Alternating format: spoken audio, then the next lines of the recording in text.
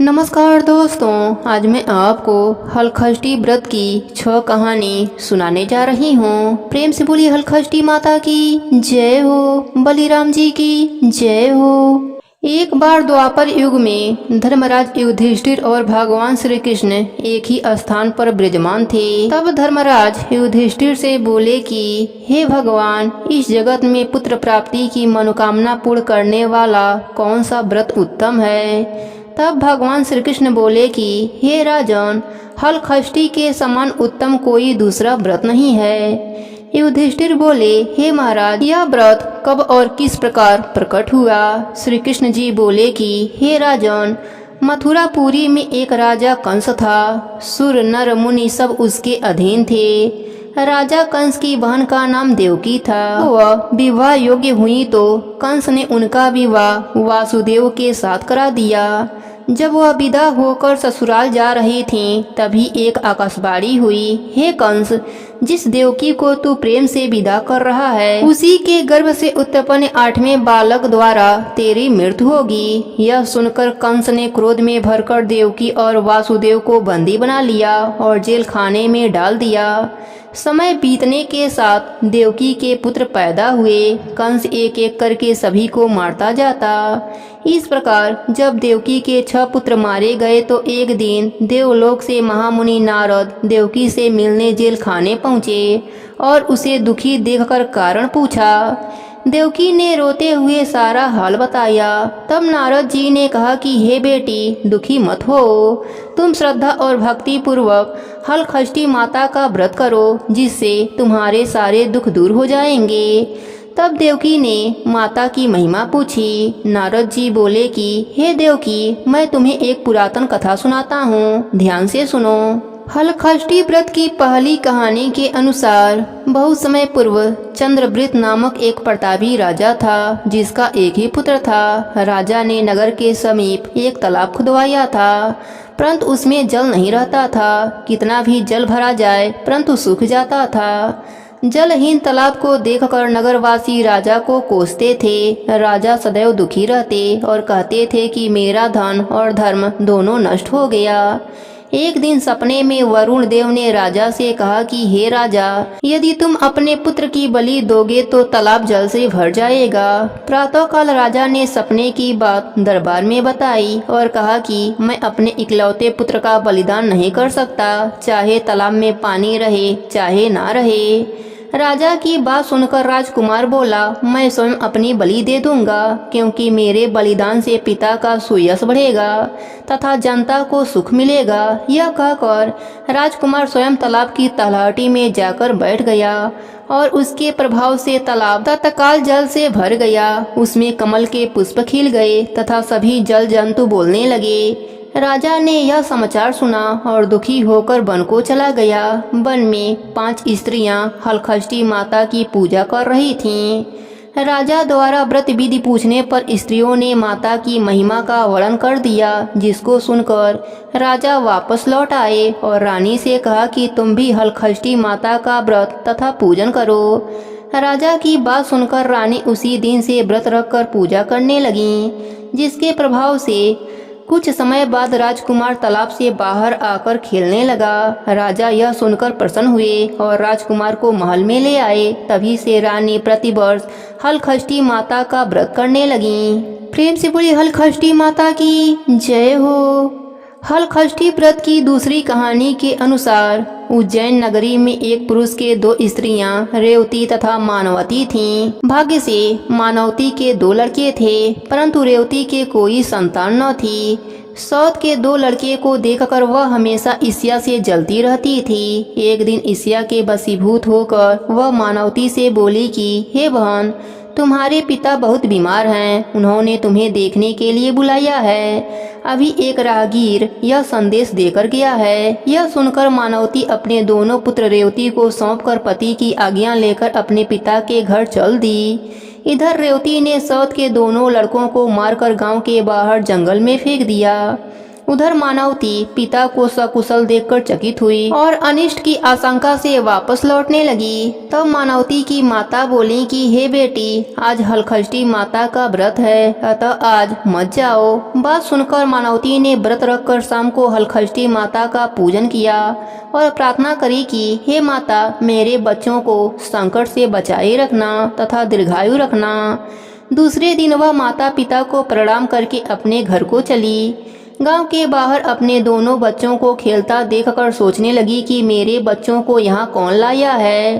तब बच्चों ने कहा कि हमें तो बी माता रेवती ने मारकर यहाँ फेंक दिया था। सायंकाल देवी माता आकर हमें जीवन दान दे गई हैं। इसे हलखष्टी माता की कृपा मानकर मानवती माता का गुणगान करती हुई अपने घर को आई। गांव की सभी स्त्रियां सुनकर आश्चर्य करने लगीं और उसी दिन से सभी हलखष्टी माता का पूजन तथा व्रत करने लगीं। प्रेम से बोली हलखष्टी माता की जय हो। हलखष्टी माता की तीसरी कहानी के अनुसार दक्षिण दिशा के एक सुंदर नगर में एक धनवान ग्वाला रहता था। उसकी पत्नी अत्यंत चालाक तथा कंजूस थी। अपने 5 पुत्रों के साथ वह सुखी से रहती थी। एक समय हलखष्टी के दिन वह ग्वालिन गाय के दही को भैंस का दही बताकर सारा दही बेच आई, जबकि इस दिन भैंस का दही लेने का विधान नहीं है। इसके इस पाप से 5 पुत्र मर गए। तब ग्वालिन माथा पटक पटक कर रोने लगी। इतने में उसकी एक पड़ोसन ने आकर उसका हाल चाल पूछा। उसने रोते हुए सारी बात बताई। तब वह बोली, हे ग्वालन, तुम तुरंत सभी के घर जाकर वह दही वापस लेकर भैंस का दही देकर आओ। यह सुनकर ग्वालिन सभी के घर जाकर वह दही वापस लेकर भैंस का दही दे आई, जिससे हलखष्टी माता का कोप शांत हो गया और उनकी कृपा से ग्वालन के 5 पुत्र जीवित हो गए। वह ग्वालन भी उसी दिन से हलखष्टी माता का व्रत तथा पूजा करने लगी। अतः अब उसका जीवन सुखमय व्यतीत होने लगा। प्रेम से बोली हलखष्टी माता की जय हो। हलखष्टी माता की चौथी कहानी के अनुसार दक्षिण दिशा में पहाड़ों के बीच सघन वन में एक गांव बसा हुआ था। उस गांव में एक धनी भीलनी निवास करती थी। उस भीलनी की एक दासी थी जो बड़े सुंदर स्वभाव की थी। उसके 2 सुंदर रूपवान बालक थे तथा मालकिन भीलनी के 5 लड़कियां थीं। भीलनी दासी के दोनों सुंदर बालकों को बहुत प्यार करती थी। इस प्रकार भादो मास की छठ को भीलनी ने दासी को जंगल से लकड़ी लेने को भेज दिया। दासी लकड़ी लेने जंगल में गई। इधर उसके बच्चों का गांव के लड़कों से झगड़ा हो गया और उन्होंने दासी के बच्चे को मार डाला। भीलनी ने दुखी होकर उन्हें गांव के बाहर ले जाकर जला दिया और उनकी अस्थियां लेकर घर आई। उधर दासी वन से लकड़ियां लेकर वापस चली तो नदी के किनारे मुनि के आश्रम में 5 स्त्रियों को पूजा करते देखकर उसने उन स्त्रियों के साथ बड़े प्रेम से माता की पूजा करी और अपने बच्चों के कल्याण के लिए माता से प्रार्थना करी। उसने माता से इस व्रत को सदा करने का संकल्प लिया।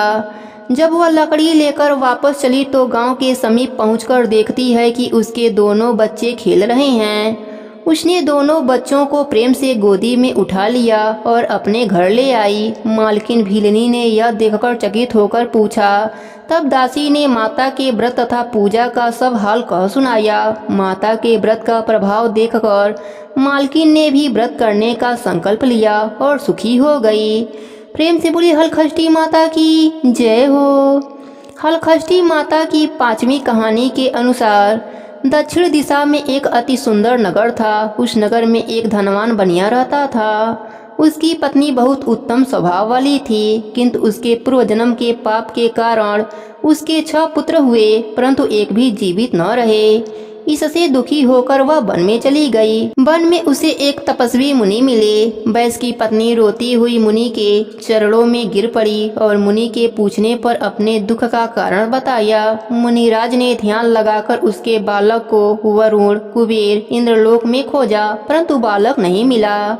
तब वह समाधि लगाकर ब्रह्मलोक गए। वहाँ वह बालक दिखाई दिया। मुनि ने कहा, हे बालक, तुम्हारे वियोग में तुम्हारी माता मृतलोक में तड़प रही हैं, इसलिए तुम मेरे साथ चलो। यह सुनकर बालक बोला, हे मुनिराज, मैं कई बार गया और वापस आया हूँ। अब गर्भ के दुख से मैं दुखी हूँ, अतः अब मैं नहीं जाऊँगा।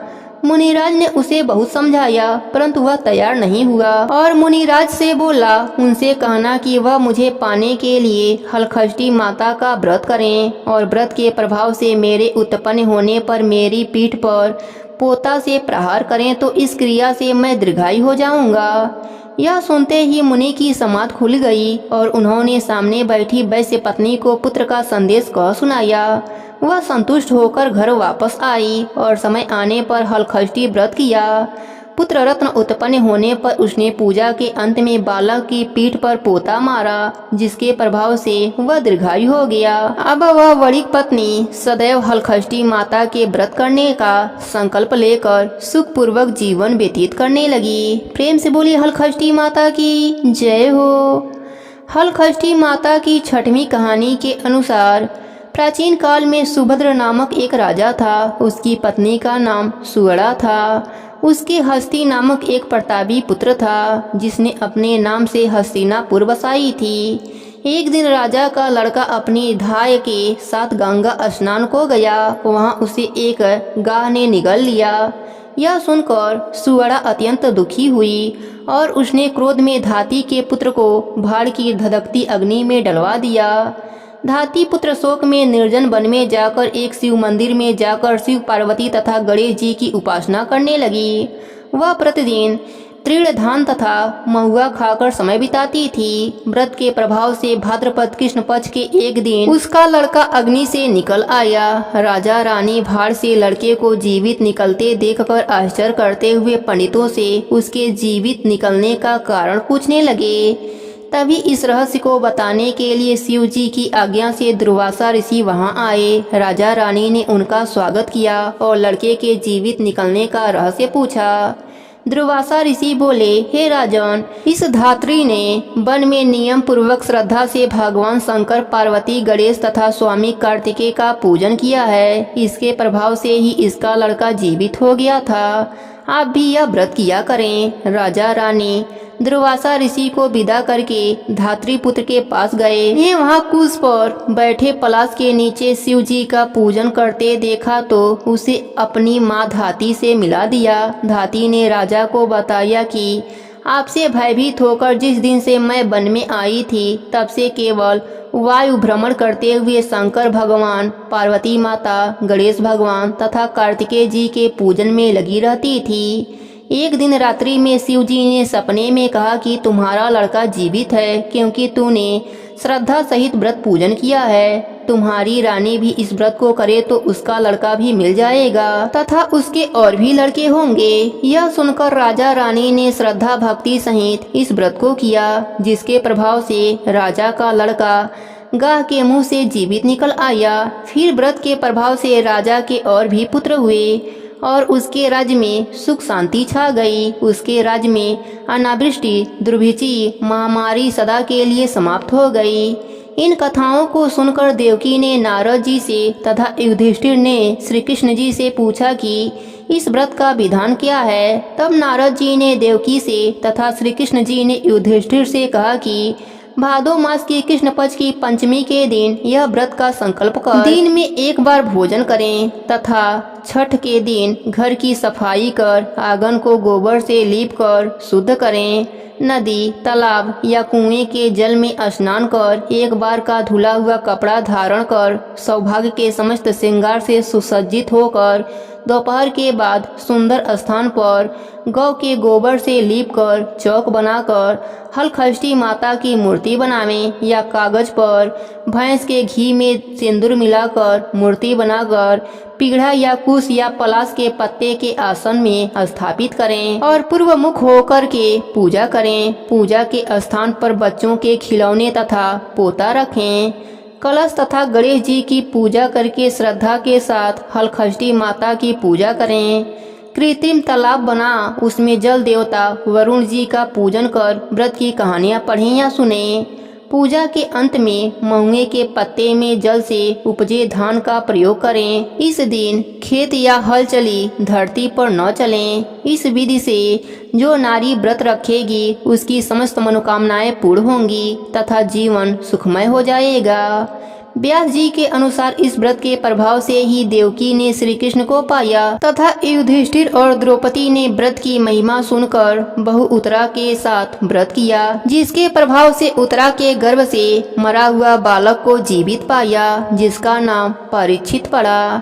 इस विधान से जो भी नारी यह व्रत करेंगी उसकी देवकी तथा द्रौपदी के समान सभी मनोकामनाएं पूर्ण हो जाएंगी। दोस्तों, यह हलखष्टी माता की 6 कहानियां हैं। आमतौर पर 6 कहानियां एक साथ नहीं मिलती हैं।